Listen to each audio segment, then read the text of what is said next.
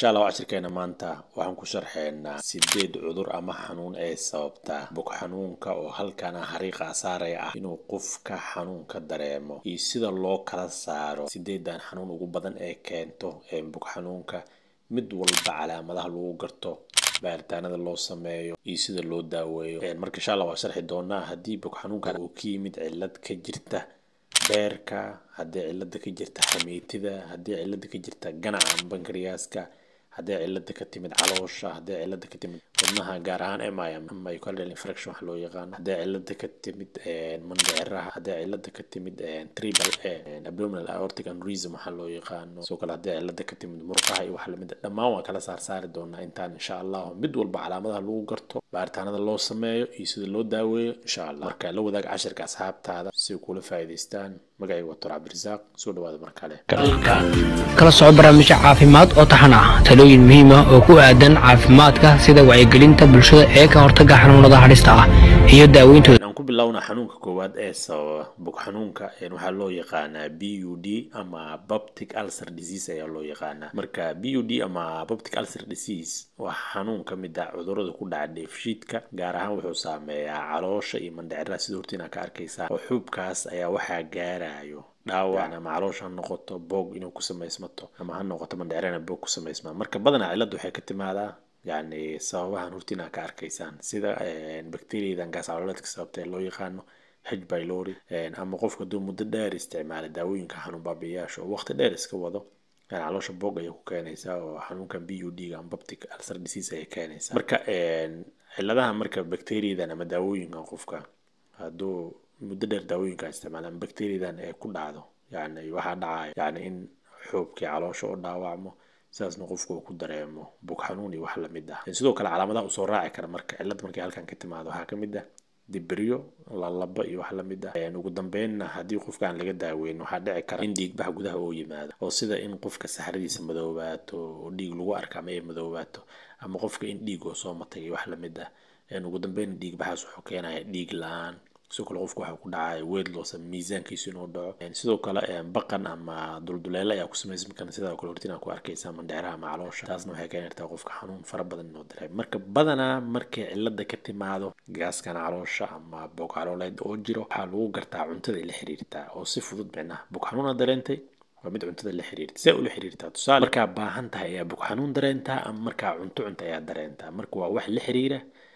cuntada la xiriiro way marka cilada bug xanuunka marka ay ka timaado xanuunkan BUD ga loo yaqaan ama Peptic Ulcer Disease oo boog calooleedka sababa ama ha noqoto sababta ka timaada bakteeriyadan H pylori ama ka timaada daawooyinka xanuun baabiyaha muddo dheer taa isticmaashay wax la mid ah yani calaamadaha waxaa lagu gartaa baahida qofka markay qabato ayuu bug xanuun dareemaa ama dadka qaar markuu dhargo oo cunto cuno ayuu bug xanuun dareemaa marka sidaas ayaa lagu fahmaa marka xanuunkan baaritaano loo sameeyo ayaa jiro sida haddii oo laga shakiyo gaas caloolaadka bakteeriya inay sababto kale waxaa qofka laga baaraa saxarada oo gaas caloolaad ayaa laga baaraa oo H pylori stool antigen ayaa la fiiriyaa ama dhiig ayaa laga baari karaa laakiin saxarada ayaa fiican bakteeriyada marka la baarayo sidoo kale CBC ama dhiig guud ayaa la fiiriyaa oo dhiig la'aan haday jirto sidoo hortina ka arkaysan wax la mid ayaa la fiiriyaa dhiig bax markuu jiro marka waxa dhacaya RBC wax la mid inay hoos aadaan maadaama dhiig bax gudaha oo jiro gaar ahaan markuu xanuunka daran yahay marka sidaas ayaa la sameeyaa marka haddii gaas caloolaad oo jiro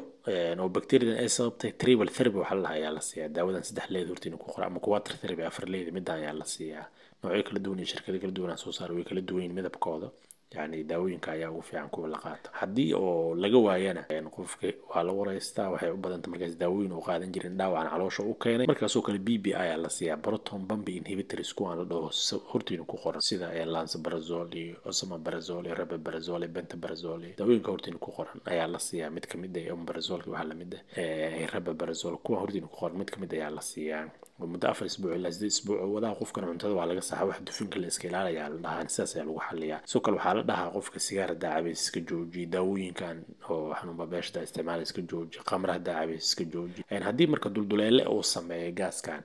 markaas yani qofka qalliin ayaa loo sameeyaa oo dulduleeladaas waa la soo xiraa sidoo kale obstruction oo keenaa markuu muddo dheer jira xanuunkan markaasoo kale obstruction ka wada meesha inuu xiro yani markaasoo kale qalliin ayaa lagu sameeyaa balse haday fududahay waa laga daaweeyaa oo kaliya balse dhakhtarka ayaa go'aan gaari doona marka xanuunka si lagu ogaado baarisiis marka baaritaanka saxarada iyo dhiigga laga yimaado qofka tubadan caloosha la geliyaa oo endoscopiga la dhaho sidoo hortina ka arkaysan afka ayaa laga geliyaa kadib waxaa la fiiriyaa boog caloosha inuu ku sameeyo dulduleele inay jiraan meel inay xiran tahay dhiig bax gudaha inuu jiro waxaa dhan tubadaas oo lagu ogaan karaa marka tubadaas ayaa la geliyaa endoscopiga marka baaritaanada ayadana ka mid tahay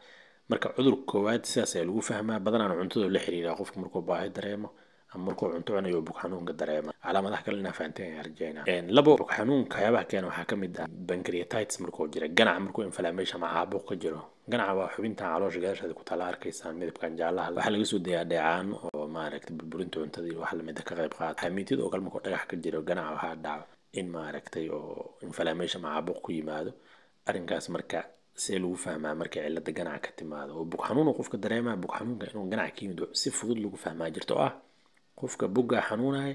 xanuunku wuxuu u baahaa dhanka gadaale dhabarka meesha ku aadan bugga halkan waa soo ma halkan kala xanuunay gadaal meeshaan had xariiqan saaray meeshaan oo u baahaya xanuunku wuxuu ku dhaca qofka bug xanuuna dareema dhabarkoona aadaha uu ku dhaca xanuunkayga u faafaa saas oo meena dhaca qofka calaamado kale oo qofku soo raaca ayaa jiro sida waxaa ka mid ah labo iyo matag iyo bug xanuun iyo danqasho bug inuu ka dareemo wax la mid ah wadna garaac inuu dareemo cadaadiska dhiiggiisuna hoos u dhaco markaasoo kale qofka soo marka bug xanuun dareemay gadaalna ay aadayso xanuunkiisa u faafaya calaamadahan lagu arkay markaas dhakhtarka dheecaanada wuxuu dirsadaa horteena ka muuqdo amylase iyo lipase iyo dheecaanada oo ganaca ama pancreaska waayo kuwan oo dirsadaa haddii ay kacsan yihiin markaas waxaa la xaqiijiyaa qofka in ciladan ay jirto sidoo kale ultrasound la saaraa waa la fiiriyaa inuu cilad ka jirto haddii marka cilad inay ka jirto la arko qofka cuntada ayaa laga joojiyaa afka inuusan wax ka qaadan si mindhiciraha caloosha u nastaan maadaama ganaci caawin lahay wax burburinta oo xanuunsan yahay faleembooyin waxayaa loo bilaabaa daawooyin xanuun baabiya ayaa la siiyaa qofka haddii alcohol iyo wax lamid maaragta cabay waa laga joojiyaa haddii ciladan ay ka timid xamiitada dhagax ku jiray wax lamid waa la xaliyaa maaragtay oo qalin ayaa lagu sameeyaa ama daawo burburinaysa ayaa maaragtay la siiyaa haddii meesha malax iyo wax lamid ah oo ganac oo galayo pancreatitis inflammation infection oo ka dhashtayna qallaji wax lamid ayaa la siiyaa qofka marka saas ayaa loo xaliyaa sidaas ayaa lagu ogaadaa calaamadaas inuu qofka la yimaada sidoo kale bug xanuunka qodobka saddexaad wuxuu ka imaan karaa marka xamiitiga oo dhagax ku jiro sida hortina ka arkaysa dhagax markuu ku jiro xamiitida qofku wuxuu dareemi karaa right upper quadrant pain ama dhanka midig ee koro oo yani caloosha dhinaceeda ayuu ka dareemi karaa sidoo kale dhexda ayuu ka dareemi karaa epigastric pain wuu dareemi karaa marka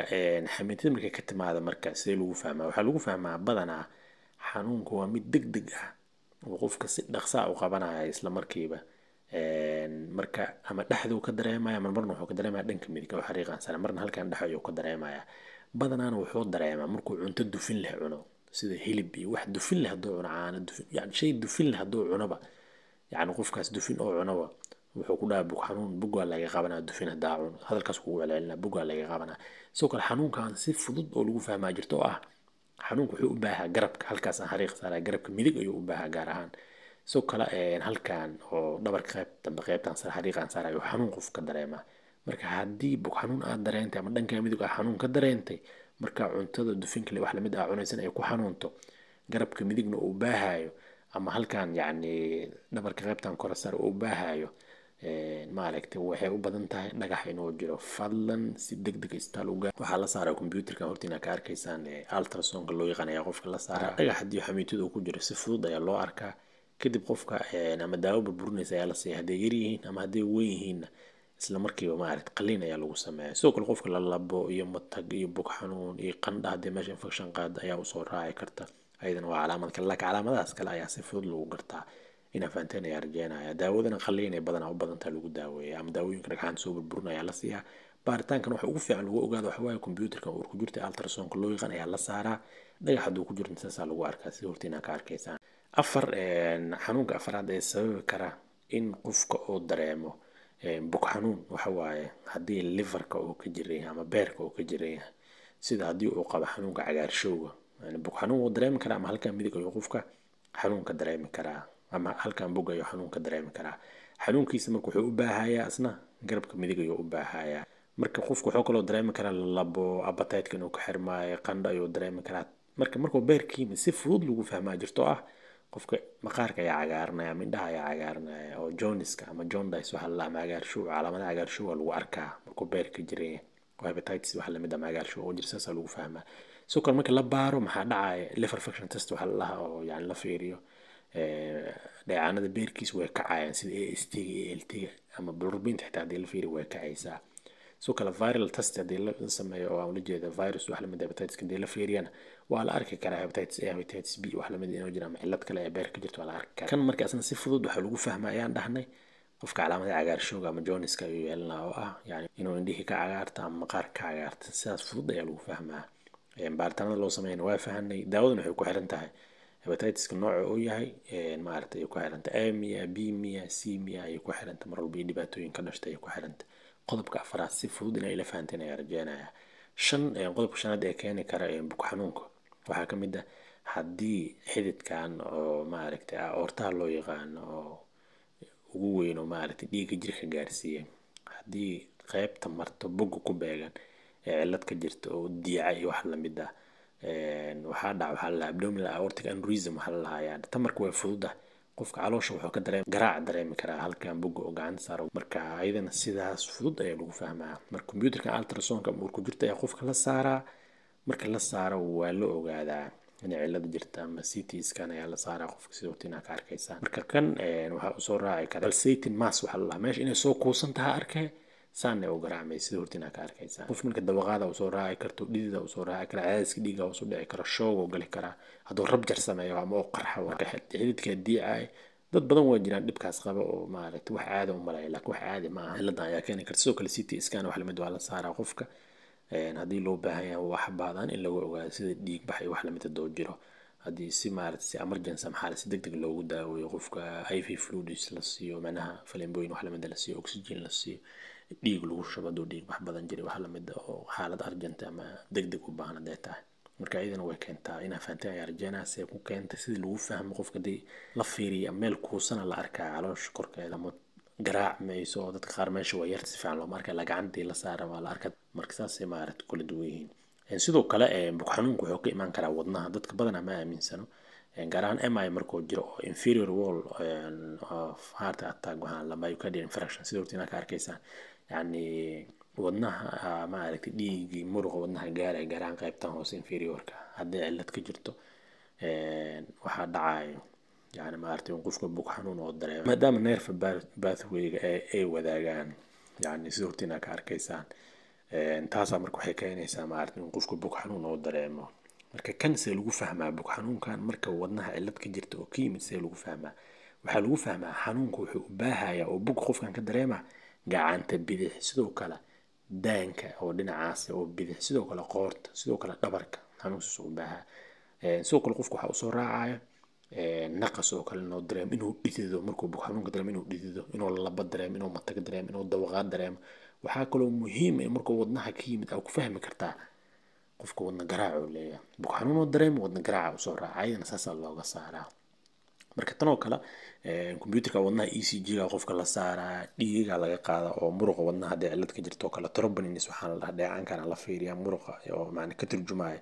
muruqa yani wadnaha hadii cillad ka jirto waa la ogaadaa sidoo kale echocardiography computerkan la saaraa structure qaab dhismeedka wax ka jira isagana waa la ogaadaa marka qof si degdeg ah daawooyin la siiyo ayaa jira markaan oo kale sida aspirin oo kale ka mid ah oxygen sidoo oxygen la siiyo hadduu xanuunka aad u dareemo morphine la siiyo nitrates wax la mid ah anticoagulants marka waxay ku xiran tahay mataqana cilada intee la egtahay dhakhtarka ayaa go'aan ka gaarayo todobo sidoo kale buko xanuunka waxyaabaha kale waxaa kamid ah musculoskeletal murqihi marka qaar cilada ka jirta qof markii banaanka laga taabto oo qeylna caloosha bogeysaan loo riixaad oo qeylna ama markuu dhaqaaq sameeyo oo kale wax la mid qofka xanuun ayuu dareemaa yani buko xanuun zaid ayuu dareemaa markaas oo kale